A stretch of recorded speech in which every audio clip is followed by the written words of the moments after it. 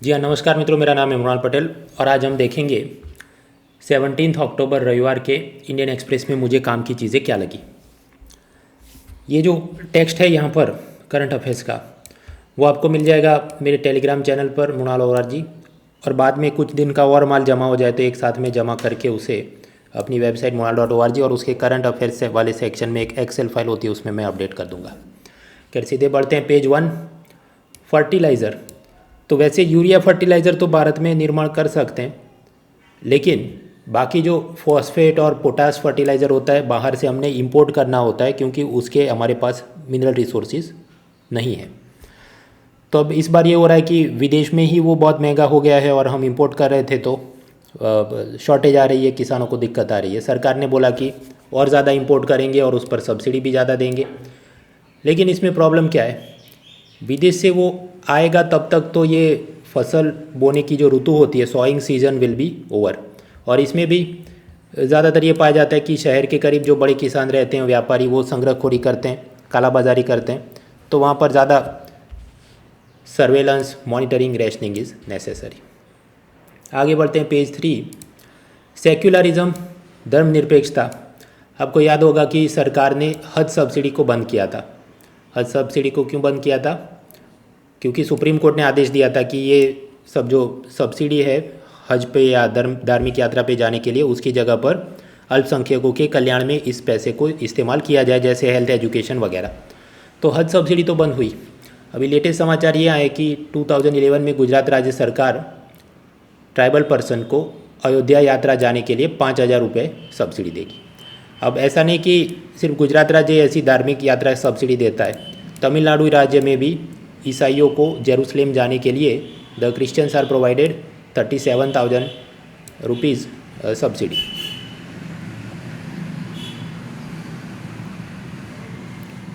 हाँ, तो ये सब मतलब सोचने लिखने के मुद्दे जहाँ पर आप ये सब धर्मनिरपेक्षता एंड माइनॉरिटी वेलफेयर की बात कर रहे हैं for the mains and interview. आगे बढ़ते हैं। फिर ये पेज 3 था, उसके बाद पेज 4, 5, 6 कुछ खास काम की चीज़ें नहीं, या आइदर एडवर्टाइजमेंट या स्टेट स्पेसिफिक न्यूज़। पेज 7 पे बढ़े तो क्या समाचार हैं मित्रों। भारत के आज़ादी आंदोलन में मणिपुर के स्वतंत्रता सेनानी फ्रीडम फाइटर्स का भी योगदान काफ़ी है।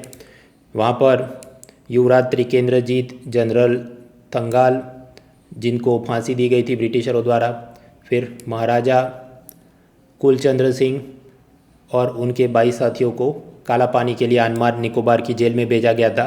तो ये सब देखते हुए अंडमान निकोबार, जहाँ पर ये देख रहे हैं आप पोर्ट ब्लेयर, उससे थोड़ा नॉर्थ में जाएंगे, there is a Mount Harriet, और वहाँ माउंट हैरियर नाम का नेशनल पार्क भी है, राष्ट्रीय उद्यान। तो सरकार ने तय किया उसका नाम बदल के अब करेंगे, ये जो पर्वत है उसका नाम माउंट हैरियट की जगह माउंट मणिपुर किया जाएगा। हाँ, तो ये सब। इसके अलावा भी 2018 में अंडमान निकोबार के कुछ आइलैंड थे, कौन कौन से, Ross Island, Neil Island and Havelock Island, उसका नाम बदल के नेताजी सुभाष चंद्र बोस आइलैंड, शहीद द्वीप आइलैंड और स्वराज द्वीप आइलैंड किया गया था। अब आपको लगे ये तो 2 साल पुरानी चीज़ें, अब क्यों बता रहे हो भाई? यूपीएससी की जो प्रीलिम परीक्षा है उसमें वो 2 साल, 4 साल, 6 साल पुराना भी पूछते हैं। डिपेंड्स कि उस एग्जामिनर को उस ज़माने में क्या तरंग आ गई। So you should be familiar. आगे बढ़ते हैं आर्टिकल 311, जहाँ पर वैसे तो संविधान में ये सब जो सरकारी कर्मचारी अफसर हैं उन्हें कुछ इम्यूनिटी, रक्षा दी गई है कि बिना इंक्वायरी के नहीं निकाल सकते, और मान लीजिए स्टेट सर्विस ऑफिसर है तो गवर्नर द्वारा उसे निकाला जा सकता है, और सेंट्रल सर्विस या ऑल इंडिया सर्विस ऑफिसर है तो प्रेसिडेंट द्वारा निकाला जाए। लेकिन if there is a matter of state security, if the person is a threat to state और national security, then government employee can be terminated without inquiry. राष्ट्रीय सुरक्षा के लिए किसी कर्मचारी को नौकरी से बेदखल किया जाता है बिना कोई जांच तफ्तीश किए, अगर राष्ट्रीय सुरक्षा में खतरा हो। तो वो शहीद गिलानी, उनके ग्रैंडसन के साथ भी अभी ये किया गया। Page 9, human rights. तो उसमें यूनाइटेड नेशन के सभी human rights related to prisoner, इधर लिस्ट दिया, आराम से पढ़ लेना। ये कभी कभी पॉलिटी में आजकल उनको तरंग आ जाती है थोड़ा बाहर का पूछने की। फिर ये ह्यूमन राइट कमीशन 1993 में बना था, तो 28th बर्थडे था अभी, प्राइम मिनिस्टर मोदी ने स्पीच दी। खास तो उन्होंने ये कहा था कि मतलब पॉलिटिकल और रिलीजियस पर्पस से ह्यूमन राइट को डिफरेंट कलर दिया जा रहा है, मिसयूज किया जा रहा है कुछ, और गरीबी ही सबसे बड़ा मानव अधिकार हनन है। Poverty is the worst violation of human right. इसलिए सरकार की जो भी गरीब कल्याणकारी योजनाएं हैं फॉर हाउसिंग, LPG सिलेंडर, या फिर कि ये जो वीमेन वेलफेयर के लिए ट्रिपल तलाक बैन किया जाए, ये सब भी ह्यूमन राइट्स ही है। आगे बढ़ते हैं, पेज 10 इकोनॉमी से रिलेटेड कुछ समाचार। कुल मिलाकर बात यह है कि अमेरिका में सबप्राइम क्राइसिस आई, जिसके चलते पूरी ग्लोबल इकोनॉमी में क्राइसिस आई। उसके बाद चीनी सरकार ने बहुत सारे इंफ्रास्ट्रक्चर के ढेर सारे प्रोजेक्ट शुरू किए। चीनी जनता को सब प्रोत्साहन दिया कि आप भी शेयर बाज़ार में इन्वेस्टमेंट करो, और चीन की जनता भी ऐसी है कि इन्वेस्टमेंट के नाम पर एक से ज़्यादा मकान खरीद लेती है। तो उसमें मुसीबत क्या है, एक परिवार को रहने के लिए एक मकान चाहिए। अभी एक परिवार लोन लेकर तीन चार मकान खरीद रहा है। तो सामने आप समझिए, everyone who is buying the house for investment, उसका प्लान क्या होता है कि मैं ये 2 साल 5 साल 10 साल बाद किसी को और ज़्यादा मोटी रकम पर बेच दूंगा। लेकिन मुसीबत ये है कि जितना कर्जा लेकर खरीद के रखा है, सामने अब उतने एंड कस्टमर, मतलब जिसको वास्तव में उस मकान में रहना है या किराए पे रहना है, ऐसा अंतिम ग्राहक कोई मिल ही नहीं रहा है। सबने इन्वेस्टमेंट के लिए ख़रीदा, तो मतलब असल रहने के लिए किसने ख़रीदा?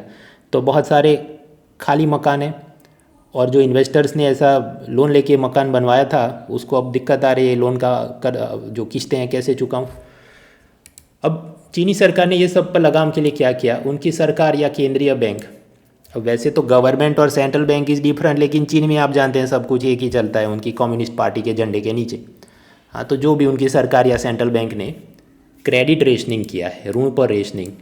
इसका मतलब क्या, रेशनिंग मीन्स जैसे वो होता है फूड सिक्योरिटी एक्ट में कि एक फैमिली, एक पर्सन को मैक्सिमम 5 किलो अनाज सब्सिडाइज रेट पे मिला जाएगा। उसी तरह क्रेडिट रेशनिंग में क्या होगा, एक आदमी जो मकान खरीदने के लिए कितनी लोन ले सकता है, 10 लाख 20 लाख कितनी लोन ले सकता है, उसकी महत्तम सीमाएं तय की जाती है। Maximum ceilings on how much home loan can be taken by 1%।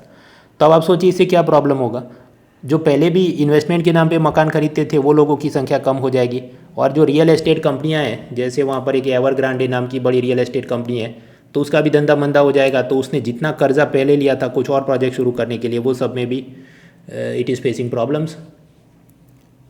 तो ये सबसे मतलब भारत को क्या सीखना है। भारत में भी आप जानते हैं कि प्रधानमंत्री आवास योजना, उसका जो अर्बन कंपोनेंट है वहाँ पर लोगों को लोन में सब्सिडी दी जाती है मकान खरीदने के लिए, और उसमें भी मिडिल इनकम ग्रुप के नाम पे शायद कि 20 लाख 30 लाख की भी आपकी एनुअल इनकम हो, ऐसे लोग को भी मतलब मिडिल क्लास गिन के उनको भी लोन पे सब्सिडी मिलती है। तो एज अ रिज़ल्ट सोचो कि वहाँ पर भी ये कुछ तो खेल हो रहा होगा। और बिल्डरों को भी अलग अलग मदद करने के लिए वो स्वामी ह फंड बनाया था। वो स्वामी ह फंड क्या था वो हमने पढ़ा था, कहाँ पर पढ़ा था, इन 21 series I think, pillar 5 urban infra. हाँ, तो ऐसी सब चीज़ें जो चल रही है, तो फिर उधर भी चीन वाला समस्या नहीं है, हमने देखने की ज़रूरत है। आगे बढ़ते हैं, पेज 11, फ्लोरा फोना के नाम पे ऑस्ट्रेलिया में आप जानते हैं कोआला बियर होते हैं, तो उनको भी क्लैमिडिया जो कि एक सेक्सुअली ट्रांसमिटेड डिजीज़ है, उससे बचाने के लिए वैक्सीन दिया जाएगा। इंग्लैंड में एक member of parliament David Amaze की चाकू गोंदकर हत्या की गई, और माना जाता है कि इस्लामिस्ट एक्सट्रीमिस्ट द्वारा ये काम किया गया। आगे बढ़ते हैं, सिचुएशन रिएक्शन टेस्ट, या जो मेंस पेपर 4 एथिक्स के लिए कुछ मैं केस स्टडी बनाते रहता हूँ।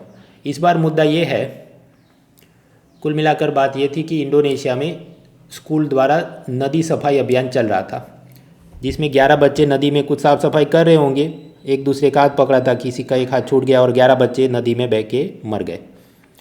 ऐसा भी नहीं कि अचानक से कुछ फ्लैश फ्लड आया था या हवामान ठीक नहीं था, it was not like that, बस हाथ छूट गया और लोग बह गए। तो अब इससे केस स्टडी बनाते हैं कि इनके जो भी परिजन पेरेंट्स हैं वो स्वाभाविक है नाराज़ हो जाएंगे कि बच्चों से पढ़ाई करवाइए, ये बोर्ड एग्ज़ाम आ रहे हैं, नीट IIT ये सब की तैयारी करवाइए, और ये जितने भी मतलब जो भी उनके प्राइम मिनिस्टर या प्रेसिडेंट को बहुत भाती हों ऐसी जो भी योजना हो, ट्रैफिक अभियान, वृक्षारोपण अभियान, साफ़ सफाई अभियान, ये सब में बच्चों को शामिल नहीं करना चाहिए। ट्रैफिक में भी कुछ अवेयरनेस की आप ह्यूमन चेन बनाओ, और उधर भी कोई हो उनका फिल्म एक्टर दे दनादन गाड़ी फुटपाथ पे चला दे, तो उधर भी तो बच्चों की मौत हो सकती है। वृक्षारोपण कर रहे हैं और उधर पेड़ गिर जाए तो मौत हो सकती है। So now parents are insisting कि नहीं, कोई भी ऐसा पब्लिक वेलफेयर का काम student must not be involve. तो प्रश्न ये है, शिक्षा अधिकारी के रूप में आप ये समस्या को कैसे संबोधित करेंगे? As district education officer, how will you address this? On one hand you want people and student involvement in all this activities, ताकि उनका मतलब चरित्र निर्माण, कैरेक्टर डेवलपमेंट, पेट्रियोटिज्म, राष्ट्रभक्ति की भावनाएं, और सामने उनकी पढ़ाई भी नहीं खराब हो और ऐसा सेफ्टी और एक्सीडेंट में कोई मर नहीं जाए। So how will you balance all this things, that is the question. आगे बढ़ते हैं आसियान। अब आसियान के अंदर कितने देश हैं वो सब आपको पता होना चाहिए, उसका हेडक्वार्टर याद होना चाहिए, इंडोनेशिया के जकार्ता में। उनकी रीजनल समिट होने वाली है, लेकिन उसमें उनके जो म्यांमार भी एक मेंबर है, तो उसके जो भी प्रेसिडेंट प्राइम मिनिस्टर को बुलाना चाहिए। तो आंग सान सू की तो जेल में फिट कर दिया, और उनका जो मिलिट्री लीडर है उसको invite by theory by default करना चाहिए, लेकिन आसियान समूह ने कहा नहीं, उसको नहीं बुलाएंगे। आसियान समूह की क्षेत्रीय परिषद में म्यांमार के सैन्य नेता को निमंत्रण नहीं, उसकी जगह कोई गैर राजनीतिक व्यक्ति होगा उसे बुलाया जाएगा म्यांमार से। अब वैसे तो ASEAN prefers non interfering policies, कि हम दखल नहीं देंगे, उनका अपना लोकल मामला है, वी विल नॉट डू और say anything about it. But this is perhaps the first time कि उन्होंने ऐसा किया है। शायद कि ये सब मतलब अमेरिकी या यूरोपियन यूनियन के दबाव में आसियान ऐसा कर रहा है। फिर स्पेस टेक्नोलॉजी में क्या है, नासा का स्पेसक्राफ्ट लूसी छोड़ा गया, जो जुपिटर के एस्ट्रॉइड की सब रिसर्च करेगा। वैक्सीन कंपल्जन के नाम पे वो अमेरिका के कुछ पुलिस ऑफिसर हड़ताल पे गए कि हम वैक्सीन नहीं लेंगे वगैरह। आगे बढ़ते हैं रिलीजन एंड एथिक्स। तो मुद्दा ऐसा आया, बाप्टिज़म मतलब आप अगर क्रिश्चियनिटी ज्वाइन करना चाहते तो वो छोटा बच्चा है, बड़ा व्यक्ति, उसकी ये एक धार्मिक विधि होती है जिसे बाप्टिज़म कहा जाता है। अब वैसे बाप्टिज़म के दौरान एक गॉड फादर या गॉड पेरेंट खड़ा रहता है, वैसा व्यक्ति की वो जिम्मेदारी लेगा कि हाँ, ये जो भी बच्चा है इसको सब क्रिश्चियनिटी के मैं सिद्धांत और धार्मिक रीति रिवाजों को सिखाने की मेरी जिम्मेदारी होगी। तो इसका फ़ायदा क्या है? गॉड फादर बनने का मतलब ये क्यों अच्छी चीज़ है? एक तो स्ट्रॉन्गर फैमिली टाइज, आप किसको गॉड फादर बनाएंगे अपने बच्चे का? कोई रिलेटिव है, फैमिली फ्रेंड है, ऑफिस का आपका कलीग है, बॉस है, तो ये एक प्रकार की सोशल टाई और सोशल कोहेजन, सोशल सिक्योरिटी बढ़ाता है। जब आपके ये बच्चे को फाइनेंशियल स्ट्रेस आ जाए तो वो उसका गॉड फादर मदद करे, या कोरोना या किसी दुर्घटना में पेरेंट्स की डेथ हो जाए तो गॉड फादर उसको अडॉप्ट करके उसका सब पढ़ाई लिखाई का काम देखें। So it is a positive thing. लेकिन चैलेंजेस क्या थी? पाया गया कि ये पूरी चीज़ गॉड फादर बनाने की चीज़, अलग अलग परिवार क्या करेंगे, किसको गॉड फादर बनाएंगे? किसी बड़े आदमी को, रसूखदार आदमी को, ताकि उनके बच्चे को आगे जाके नौकरी रोजगार में कहीं पर सब मदद मिले, to improve their fortunes, networking opportunity. फिर जो गॉड फादर बनता है तो अपेक्षा होती है कि उसने बच्चे को गिफ्ट देना चाहिए, और यूजुअली गोल्ड नेकलेस गिफ्ट में देते होंगे। तो उसकी लालच में मतलब अमीर आदमी को बनाओ, गरीब वाले को गॉड फादर मत बनाओ। और माफिया लोग आपस में अपना फैमिली टाइज और मजबूत करने के लिए गॉड फादर बनते बनाते रहते थे। तो सिसिली का जो रोमन कैथोलिक चर्च है उसने बोला कि अब से ये गॉड फादर वाली चीज़ ही बंद अगले 3 सालों के लिए, क्योंकि it has lost all the spiritual significance. धार्मिक तो जो उद्देश्य था वो तो रहा ही नहीं, अब तो मतलब ये सब 2 नंबर के काम और लोभ लालच में ही हो रहा है। तो पॉइंट्स टू रिफ्लेक्ट क्या है इसमें? हर एक धर्म के अंदर there are some sinful practices for materialistic gains, जो कि ओरिजिनल ऑब्जेक्टिव नहीं था। बाप्टिज्म का ओरिजिनल ऑब्जेक्टिव क्या था? वो बच्चे का ख्याल रखे, बच्चे को धार्मिक शिक्षा दे, god father, but it is gone somewhere else.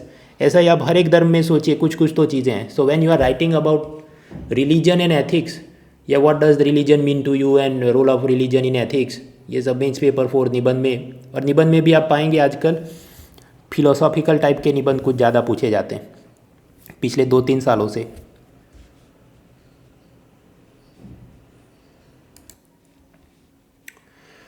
हाँ, तो मित्रों मैं ये कह रहा था कि यूपीएससी निबंध पेपर पिछले 2-3 सालों से माहौल ऐसा बन रहा है कि फिलोसॉफी और एथिकल टाइप का जो निबंध है उसको आप स्किप नहीं कर सकते। आप जानते हैं कि यूपीएससी एथिक्स, माफ़ कीजिए, ऐसे निबंध पेपर में 2 सेक्शन होते हैं, सेक्शन ए सेक्शन बी, 4-4 उसमें ऑप्शन होते हैं और आपने एक एक लिखना है, मतलब 2 सेक्शंस, टोटल 8 ऐसे, and you have to write 2।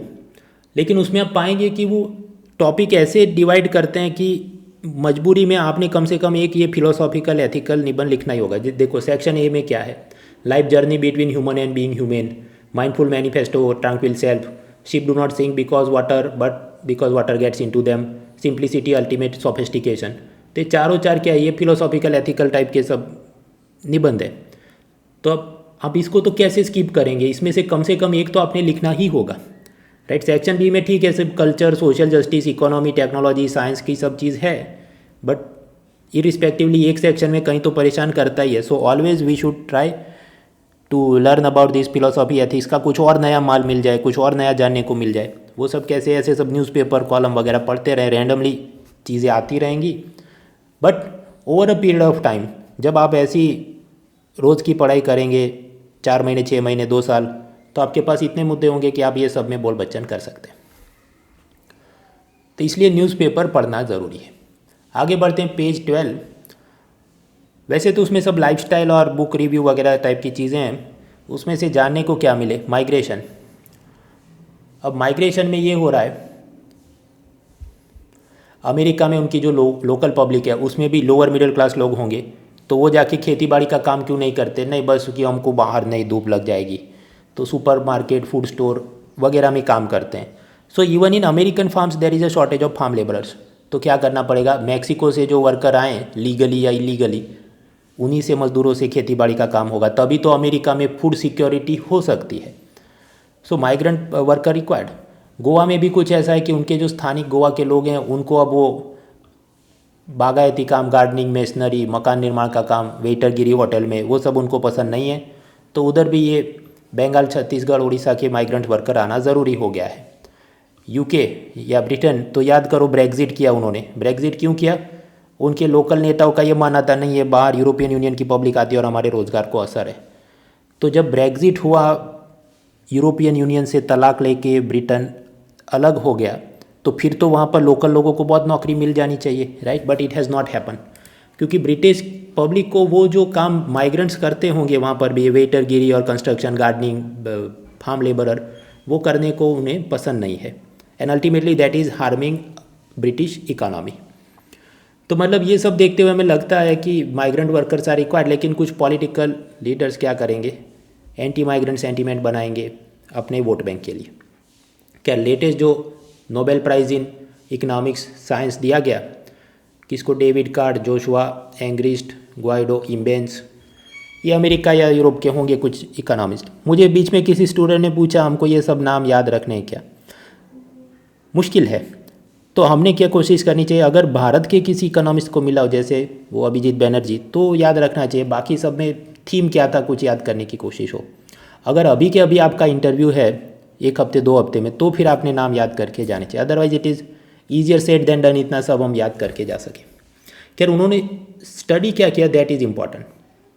Study उन्होंने क्या किया, ये अर्थशास्त्र नोबेल पुरस्कार विजेताओं ने पाया कि एक तो मिनिमम वेजिस में बढ़ोतरी करने से रोज़गार में कमी नहीं आती।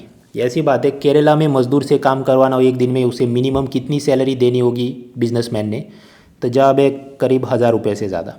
राजस्थान में मिनिमम वेजिस पर डे क्या है, शायद 400-500 रुपये। तो ये सोच से तो हम ये चले कि केरला के बिजनेसमैन अब जाके राजस्थान में फैक्ट्री लगाएंगे, क्योंकि केरला में तो मज़दूर बहुत महंगे हैं, ऐसा सोचा जाता था। लेकिन ये जो इकोनॉमिस्ट थे, इन्होंने नेचुरल एक्सपेरिमेंट्स किए और पता चला मिनिमम वेजिस ऐसे बढ़ाने से ऐसा नहीं है कि नौकरियां चली जाती हैं, वो तो नौकरियां वहाँ पर रहती हैं।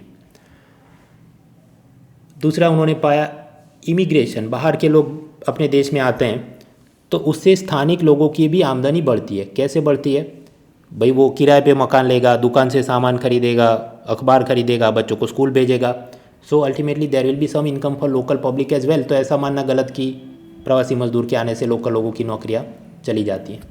और तीसरा उन्होंने पाया 1 extra year in education can help student in education and career. वैसे तो वो कॉमन सेंस की बात है, पर उसने सब डेटा से बताया कि यहाँ कितनी और इनकम आपकी बढ़ सकती थी अगर आप 1 साल और पढ़ाई कर लेते तो। आगे पेज 16 पर कुछ जनरल नॉलेज, वो सब फुटबॉल का नया south Asian football federation, Bharat ने जीता, नेपाल को हराया, और छेत्री ने टोटल अब उसके 80 गोल्स हैं जो मेसी के बराबर हैं। फिर एक एडवर्टोरियल था मोढेरा सन टेम्पल के बारे में, तो उसमें सब जानने लायक चीज़ें क्या, आराम से आप ये पढ़ लेना। तो ये था आज का newspaper. See you next time.